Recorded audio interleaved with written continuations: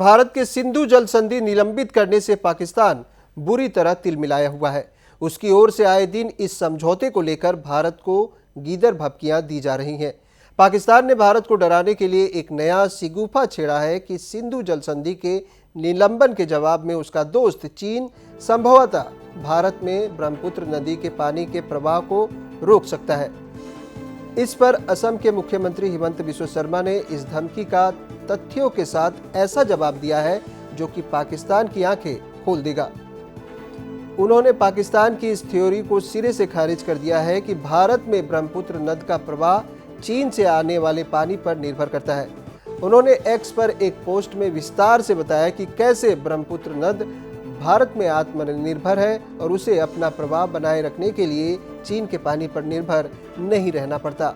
CM Himanta Biswa Sharma के मुताबिक चीन ब्रह्मपुत्र के कुल जल प्रवाह में केवल 30 से 35% योगदान देता है, वह भी ज्यादातर ग्लेशियर के पिघलने और सीमित वर्षा से। उन्होंने एक्स पर लिखा कि भारत द्वारा जब से पुरानी और एक तरफा सिंधु जल संधि को दरकिनार किया गया है, पाकिस्तान एक नई घबराहट फैलाने की कोशिश कर रहा है। अगर चीन ब्रह्मपुत्र का पानी रोक दे तो आइए इस झूठी कल्पना को डर से नहीं बल्कि तथ्यों और राष्ट्रीय स्पष्टता से तोड़ते हैं। ब्रह्मपुत्र एक ऐसी नदी है जो भारत में बढ़ती है, घटती नहीं। चीन ब्रह्मपुत्र के कुल जल प्रवाह में केवल 30 से 35% ही योगदान देता है, वह भी ज्यादातर हिम नदों के पिघलने और सीमित वर्षा से। शेष 65 से 70% जल भारत के भीतर ही उत्पन्न होता है। उन्होंने इसका कारण भी बताया। हिमंत बिस्वा शर्मा ने कहा कि अरुणाचल प्रदेश, असम, नागालैंड और मेघालय में मूसलाधार मानसूनी वर्षा, प्रमुख सहायक नदियां सुबनसिरी, लोहित, कामेंग, मानस, धनसिरी, जियाभराली, कपिली, मेघालय की खासी, गारो और जयंतिया पहाड़ियों से निकलने वाली कृष्णाई, डिगारू, कुल्सी आदि सहायक नदियां भारत में ब्रह्मपुत्र नद का प्रमुख जल स्रोत हैं। भारत चीन सीमा तुतिंग पर ब्रह्मपुत्र नदी का प्रवाह 2000 से 3000 घन मीटर प्रति सेकंड रहता है, जबकि गुवाहाटी जैसे असम के मैदानी क्षेत्रों में यह प्रवाह मानसून के समय 15000 से 20000 घन मीटर प्रति सेकंड हो जाता है।